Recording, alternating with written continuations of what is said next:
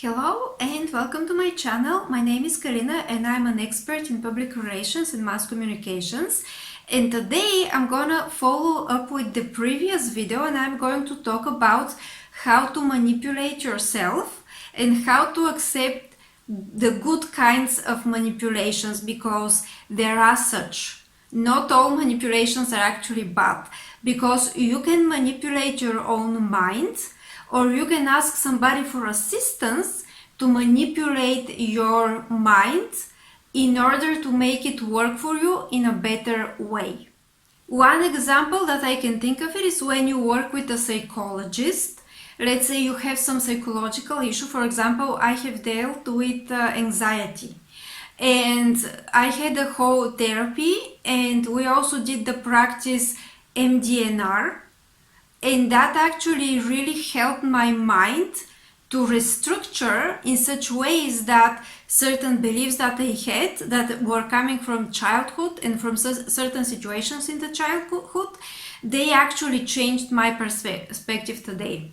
So this is an example of a good kind of manipulation, but of course this is a manipulation that you're aware of and you're allowing. And by the way, I'm not a psychologist, I'm a PR expert. So if you need to work with a psychologist for therapy or for a psychological issue, you need to go and do that. You need to go and work with actual therapists if you have any issues like that. Because my videos are for people that want to improve and that want to use them for their lives in a way that things are already okay with them and they want to grow and they want to go to the next level. Okay, so this is for educational purposes. This is not therapy, this is not mental health advice, and this is not any kind of medical advice. Okay, just wanted to make that clear. So the first way to manipulate yourself is to value your own perspective. Because a lot of people start getting confused because they allow different perspectives to pretty much get into their mind. And it is great to understand people, and it is great to be compassionate and to have empathy and to be open to hear out other perspectives and ultimately to understand people. But you need to always remember that you are a person too. You're a personality and you have your own perspective. You're going through certain experiences and they are valid. You also have certain belief system that may be coming from your culture, maybe coming from your family, and maybe you have built it up on your own up to some point, but it is your own perspective and it is your own belief system. So you need to always be aware of this and not let it break, because in certain situations that there is really difficult moments in life, this is what you're going to come back to, because you're going to think about what is the right thing to do, and you will have to come back to your own roots and to your own core beliefs. Okay, so have really strong perception and value your own perspective. Accept critique only from the right people and in very particular moments, because those days a lot of people may be trying to be helpful or maybe trying to be manipulative. They're always out there giving their critique, which is more like a nitpicking on every little thing that you do. It's not true critique, and a lot of it is hate. A lot of it is very unhealthy way of influencing somebody and putting somebody down, basically. So be very careful about who you are receiving critique from. Have certain people, select certain people, and have certain criteria for that selection, for the people that you're going to accept critique from. And you're going to accept critique only when you're in a situation that you actually need it. You actually need somebody to bring you back to the core and give you direction or give you certain guidance or point out something that you probably don't see from your own perspective, because as much as you trust your own perspective, you cannot always see the reality from it, because sometimes you kind of need a side opinion, but you need it from the right people. So evaluate those people and have particular people that are going to give you this critique. Don't accept it from anyone. If somebody comes to you and they open with the critique and they open with the feedback that they need to give you, and that feedback sounds most like hate, just put your boundary and don't really accept that. Have certain people that you accept critique from. And again, accept it only in particular cases, because if you are focused on the critique, you're going to become very negative and you're going to have problems to make every step forward. You want to try something new. Now you have all of those people that are critiquing, this is not okay and that is not okay, and it's probably not going to happen, and suddenly you don't even want to try anymore. And I'm pretty sure that a lot of people have experienced this.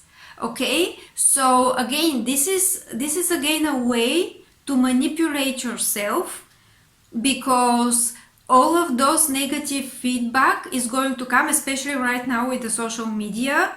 It is going to come from everywhere. Put that boundary and have particular people that will give you the right kind of critique in the right kind of moments. And by the way, even then, don't always accept it. You will still listen to yourself. You will still have your own decisions.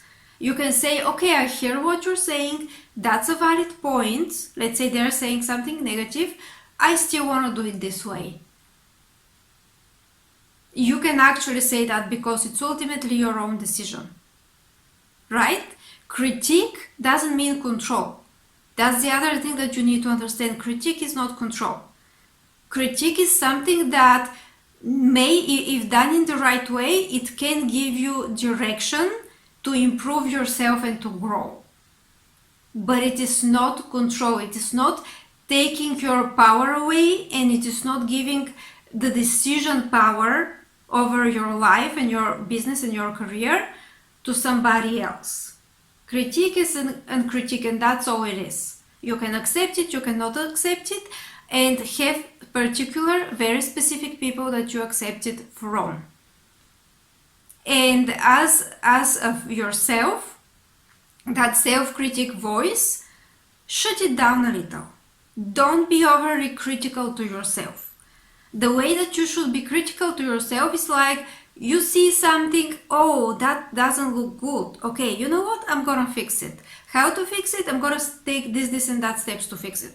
For example, those videos right here, I'm watching them, I'm recording and I'm watching, and if I don't like something, that's negative, I don't like it, okay, in this particular moment I don't like how I sound. You know what I'm gonna do? I'm gonna delete this, I'm gonna re-record it. Or I'm gonna cut it, or I'm going to somehow fix it. I'm going to see, okay, what is there to fix? That I need to fix, okay, I'm gonna fix it, move on. So it is not a place that you can stay for a long time. Like critique land is not a place that you can stay for a long time. The third way to manipulate yourself for success is to focus on the positive and focus on the future. Because if you don't focus on the positive and if you don't focus on the future, that can prevent you from taking the right actions for success, and then you will be stuck at one place, or you will be discouraged, or you will be too negative and you will not even want to try. So then you're not going to succeed. And again, I'm going to give you an example actually that is combining the second and the third point. Now imagine somebody coming to you and saying, hey, I just want to tell you that in the city that you live in, there is this very high level of unemployment. And there are also this very low percentage of available jobs positions in your field. I just wanted to tell you this. I know you're looking for a job there, but you know what? That's the truth. That's the harsh reality. Okay, so what are you supposed to do about this, right? Maybe that's true. Maybe those statistics, maybe those numbers are true. What are you supposed to do now?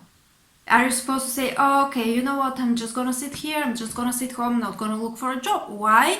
Because there is such a small opportunity level, such a small chance for me to find a job, because look at the unemployment and look how small percentage of available positions are there in my field, in the city that I live in. So, I'm just not gonna look for a job. Or you can say, okay, that could be the reality, that could be the true statistics, that could be the true numbers, but I'm still going to try, because all of that brutal truth and all of those statistics and all of those numbers still don't mean that I'm not going to find a job. Again, all of this can be true, and that still doesn't mean that I'm not going to find a job. Because I'm going to go out there, I'm going to put out my resumes, I'm going to apply for different jobs, and I'm going to see what happens. And I'm going to focus on the positive, and I'm going to focus on the future. And what is the positive?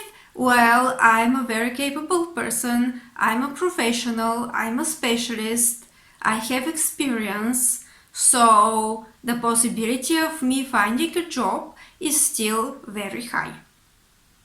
Regardless of the other things that are also true, when you focus on the positive and you focus on the future, well, in the future, nobody says that I'm not going to find a job in the future, right? Because the reality is like, I'm still going to try, I'm still going to be my best on the interviews, I'm still going to put effort, and we'll see what's going to happen. But at that moment that you're looking for a job, you have better chances to succeed if you focus on the positive and you focus on the future, not when you focus on how many other people haven't found a job and how little percentage of employment is there, or whatever statistics somebody is trying to give you. Okay, so this was for today's video. Thank you very much for watching. I'm going to leave a link below to my website so you can check it out and you can decide to work with me as your PR consultant. I also would like to invite you to subscribe for this channel, and you can also like and share this video. Thank you very much and have a great day.